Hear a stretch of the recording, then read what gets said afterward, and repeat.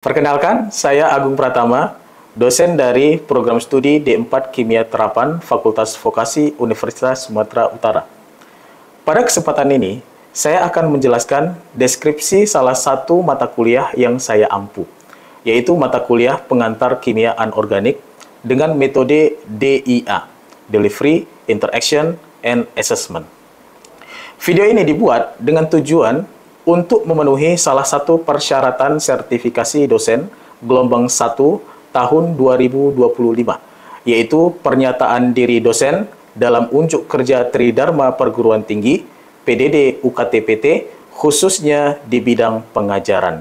Mata kuliah pengantar kimia anorganik adalah salah satu mata kuliah wajib bagi mahasiswa semester 2 pada program studi D4 Kimia Terapan Fakultas Vokasi Universitas Sumatera Utara. Mata kuliah pengantar kimia anorganik ini memiliki bobot sebesar 3 SKS, terdiri dari 2 SKS teori dan 1 SKS praktikum selama 1 semester. Mata kuliah pengantar kimia anorganik ini bertujuan untuk membekali mahasiswa dengan pemahaman teoritis dan keterampilan praktis terkait dengan penerapan prinsip-prinsip kimia anorganik dalam berbagai reaksi kimia, serta aplikasinya dalam kehidupan sehari-hari. Demikian informasi yang bisa saya sampaikan mengenai mata kuliah pengantar kimia anorganik untuk mahasiswa program studi D4 Kimia Terapan Fakultas Vokasi Universitas Sumatera Utara. Selanjutnya, saya akan menampilkan cuplikan dari proses pembelajaran yang saya laksanakan secara sinkronus tatap muka di ruang kelas. Selamat menyaksikan. Assalamualaikum warahmatullahi wabarakatuh. Waalaikumsalam warahmatullahi wabarakatuh. Selamat siang semuanya. Siang. Ya baik, siang hari ini kita bertemu pada perkuliahan mata kuliah pengantar kimia anorganik, ya. Jadi mata kuliah ini merupakan mata kuliah semester 2 Prodi D4 Kimia Terapan. Untuk pertemuan pertama ini, nanti kita akan membahas atau berkenalan ya dengan kimia anorganik itu apa. Makanya di sini saya beri judul kuliah hari ini adalah Overview Kimia Anorganik atau tinjauan umum berkaitan dengan mata kuliah kimia anorganik ini. Oke. Jadi saya harapkan kepada mahasiswa semua nanti apabila ada pertanyaan atau ada hal-hal yang kurang jelas di sela-sela perkuliahan ini nanti bisa bertanya langsung dengan saya. Oke, baik. Sebelum kita mulai, saya mau memberikan satu kata motivasi kita, ya.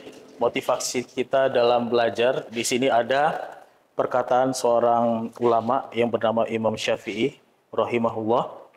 Beliau berkata bahwa siapa yang tidak mau merasakan pahitnya belajar, maka ia akan merasakan hinanya kebodohan sepanjang hidupnya.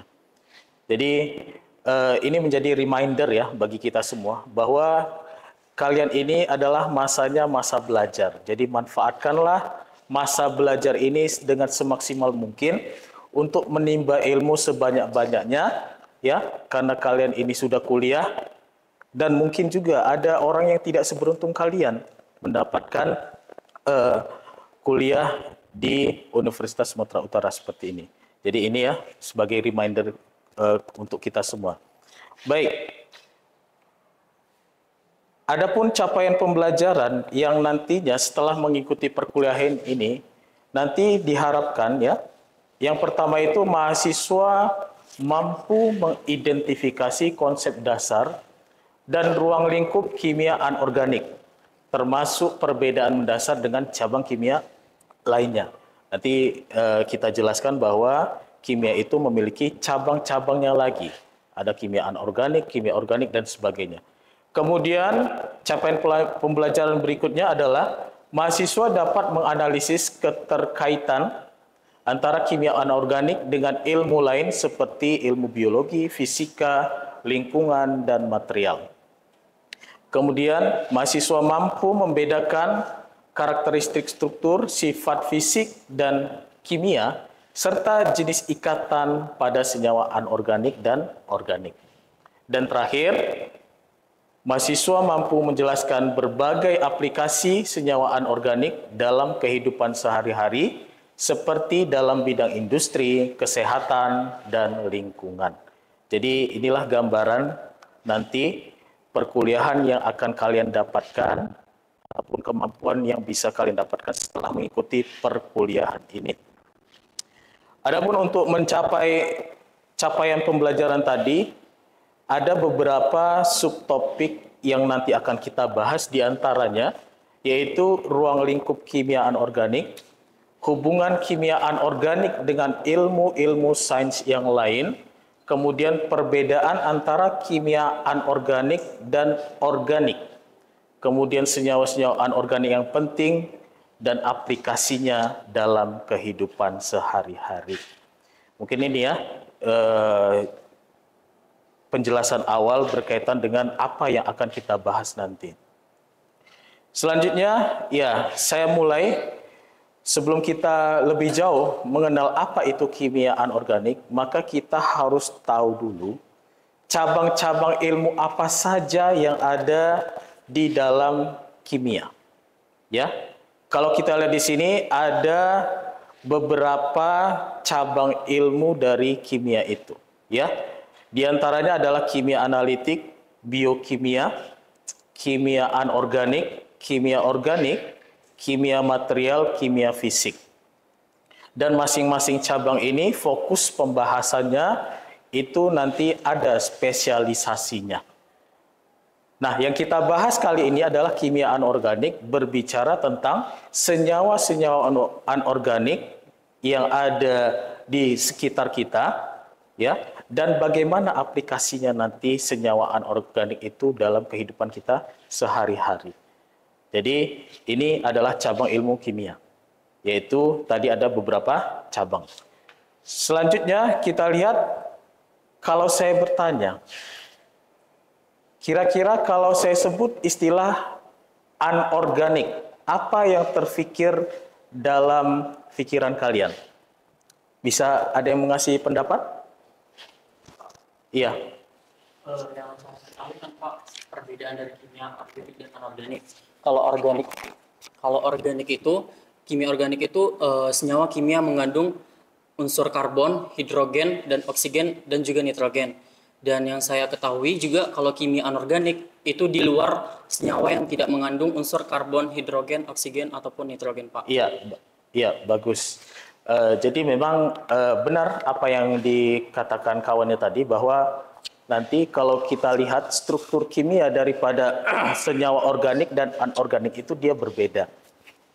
Kalau organik itu dia umumnya disusun oleh unsur utama seperti karbon, hidrogen, oksigen, nitrogen. Sementara kalau senyawa anorganik itu unsur penyusunnya itu jauh lebih banyak, ya, sehingga banyak variasi material anorganik yang bisa dihasilkan. Jadi di sini saya tampilkan, ya, ada beberapa objek riset dalam bidang kimia anorganik. Jadi kimia anorganik ini kalau kita hubungkan dengan cabang ilmu kimia yang lain, ya, maka dia setidaknya ada 4 hubungannya di sini saya buatkan. Yaitu yang pertama, ada namanya bidang kimia organologam. Jadi yang namanya kimia organologam ini adalah bagaimana keterkaitan antara kimia organik dengan kimia anorganik. Dia dijembatani oleh yang namanya kimia organologam. Kemudian yang kedua ada namanya kimia bioanorganik.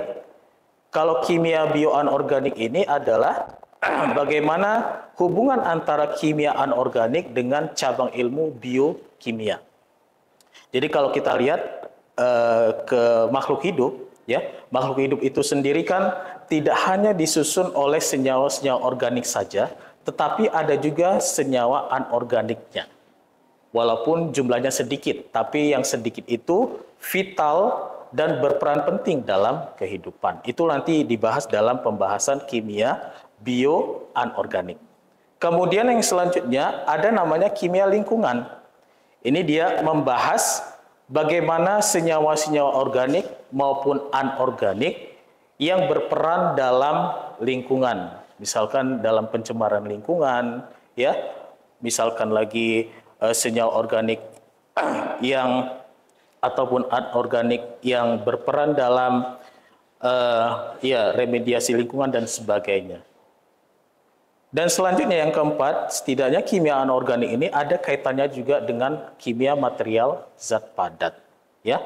Nah, kalau kimia material padatan ini dia hubungan antara kimia fisik dengan kimia anorganik di situ, ya. Jadi ini beberapa objek riset kimia anorganik yang mungkin nanti kalian bisa tertarik pada salah satu bidang yang di antara empat ini. Oke? Baik, sampai di sini kira-kira ada pertanyaan sebelum kita lanjutkan ke pembahasan selanjutnya. Saya rasa sudah jelas semua ya? Sudah, Pak. Oke, baik. Kalau sudah jelas, maka kita akan masuk ke pembahasan selanjutnya, yaitu berkaitan dengan apa bedanya organik dan anorganik, gitu ya? Bedanya organik dan anorganik. Jadi kalau kita lihat dari fokus pembahasan dulu ya, ini perbedaan utama antara bidang kimia organik dengan kimia anorganik adalah kalau kimia organik dia berfokus pada senyawa-senyawa karbon.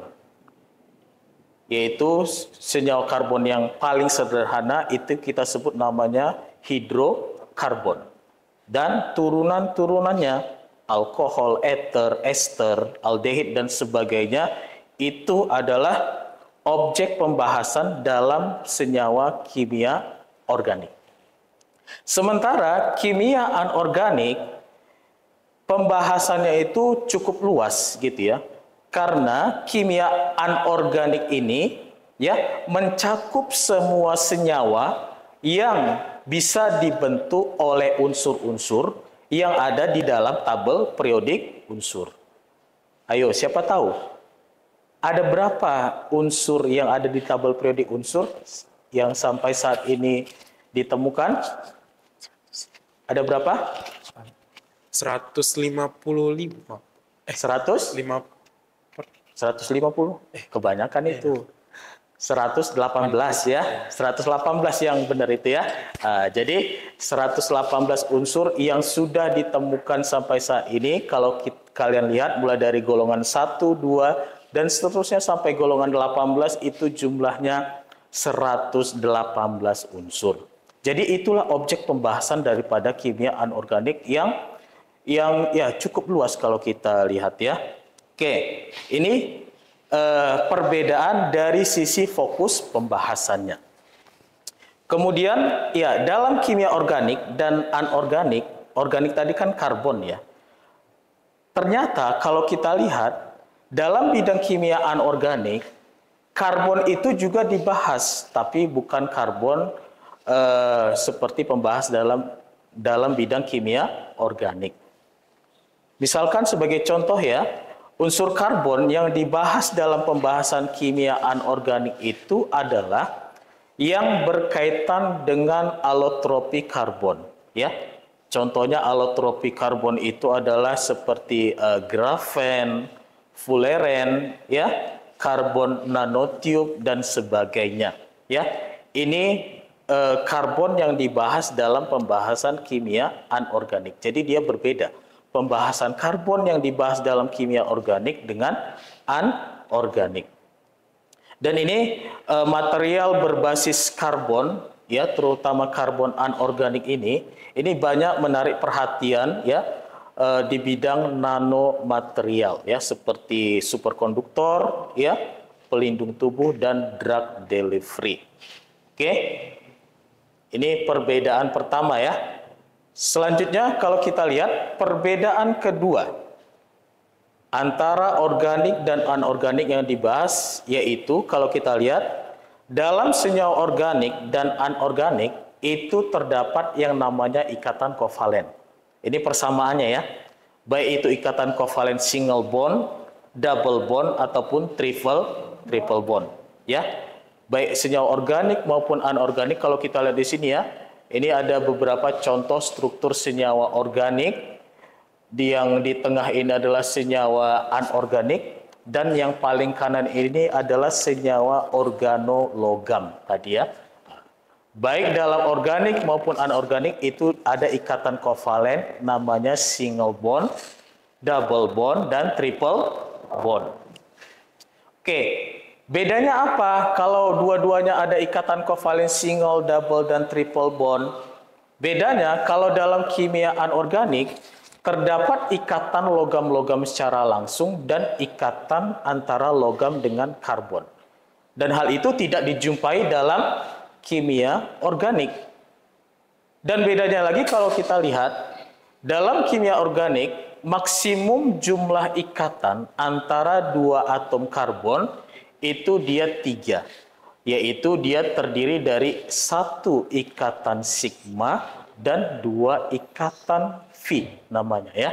Sedangkan dalam kimia anorganik, ikatan kovalen yang terbentuk itu bisa memungkinkan dia membentuk ikatan quadruple namanya ya. Quadruple itu artinya ikatan rangkap 4 ya. Ikatan rangkap 4 itu dari mana saja? Yaitu ikatan 1 ikatan sigma, 2 ikatan V, dan 1 ikatan delta. Yang ini tidak pernah kita jumpai dalam senyawa organik, yaitu ikatan delta tadi ya. Dimana kalau kita lihat ikatan delta ini dia terbentuk dari overlapping antara orbital D. Kita tahu ya, orbital D itu adanya di unsur-unsur logam, terutama unsur logam transisi, ya kan? Nah, kalau di dalam kimia organik kan itu sangat jarang kita bahas mengenai unsur-unsur logam. Jadi ini ya perbedaan selanjutnya bisa kita lihat antara organik dan anorganik ditinjau dari ikatan kovalen yang bisa terbentuk ya. Kalau organik tadi hanya maksimal bisa 3, sementara anorganik dia memungkinkan untuk membentuk ikatan quadruple atau 4 ikatan rangkap ya. Bisa dilihat di sini ya, bagaimana struktur senyawa organik, anorganik, dan organologam tadi ya. Oke, ada pertanyaan sampai di sini kira-kira? Berkaitan dengan perbedaan kimia organik dan anorganik ditinjau dari ikatan yang mungkin bisa terbentuk. Ya, saya rasa sudah bisa difahami ya. Sudah. Oke. Selanjutnya, ya ini tadi ya, ini gambaran bagaimana ikatan sigma, ikatan V, dan ikatan delta itu terbentuk. Kalau kita lihat ikatan yang namanya ikatan sigma, ya, itu dia terbentuk dari overlapping atau tumpang tindih antara orbital S dengan orbital S. Itu yang paling atas sana ya, yang pertama.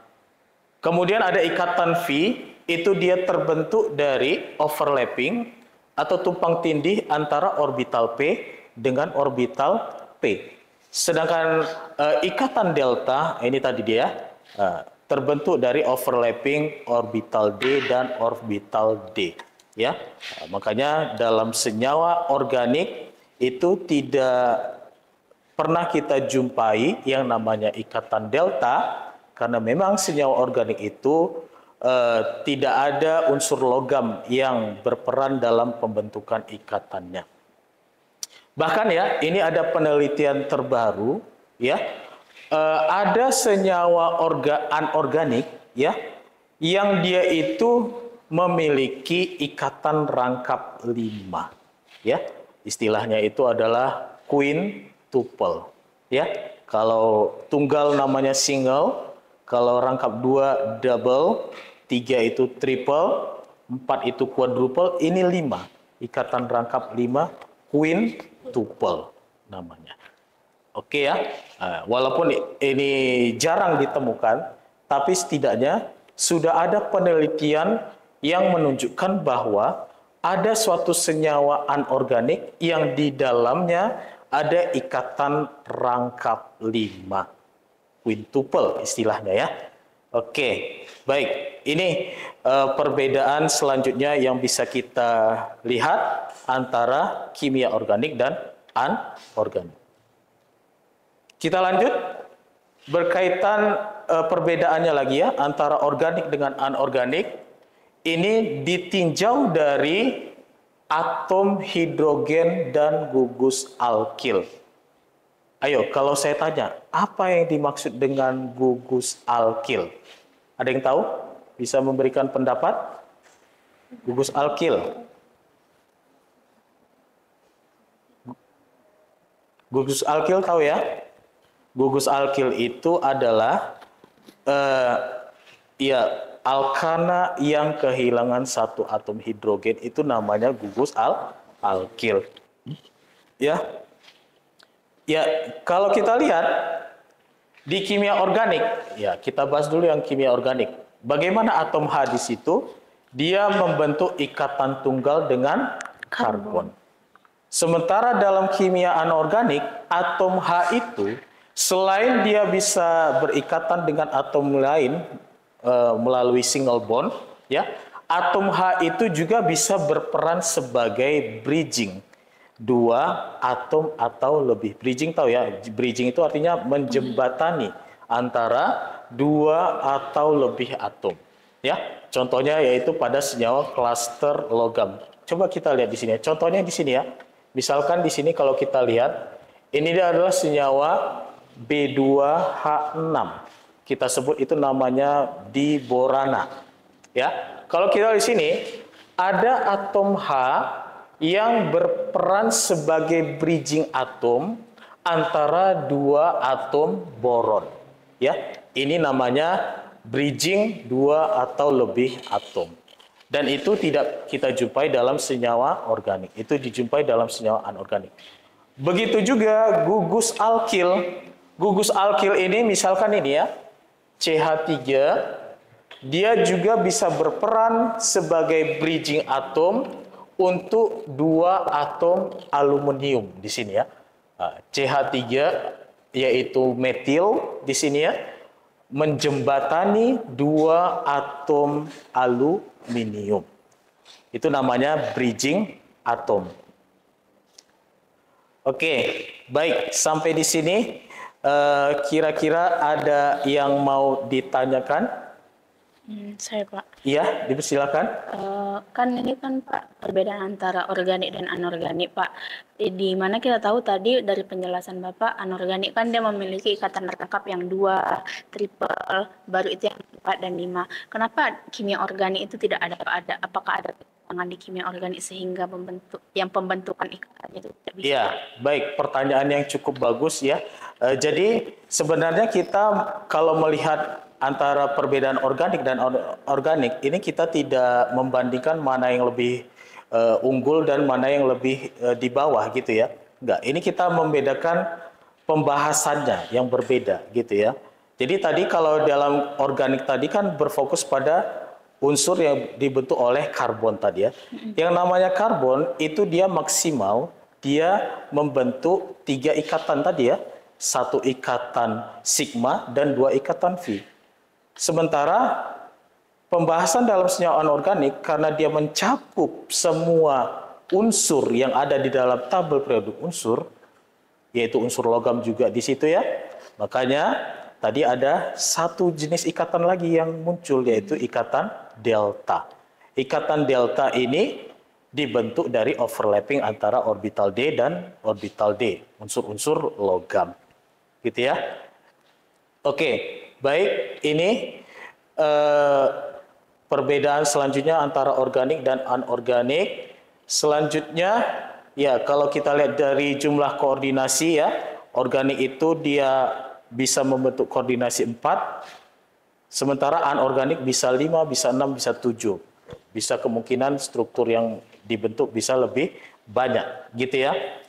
Kemudian ya ini berkaitan dengan kompleks koordinasi yang bisa terbentuk dari senyawa organik, yaitu dia berasal dari atom nitrogen, oksigen, dan sulfur. Sementara kalau kita lihat perbedaan yang lain, Untuk 4 ikatan koordinasi dalam kimia organik dia berbentuk geometri tetrahedral, sementara anorganik dia bisa berupa tetrahedral maupun square planar. Ya, selanjutnya ini akan kita bahas berkaitan bagaimana hubungan kimia anorganik dengan sub bidang ilmu kimia yang lain. Ya.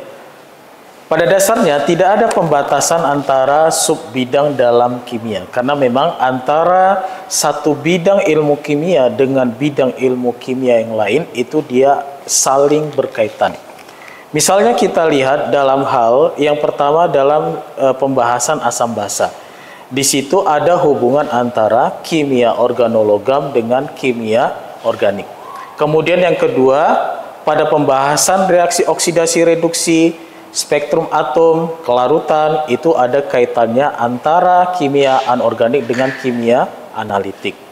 Kemudian yang ketiga, dalam penentuan struktur kimia, spektrum, konduktivitas listrik dan teori ikatan, itu ada hubungannya antara kimia anorganik dengan kimia fisika.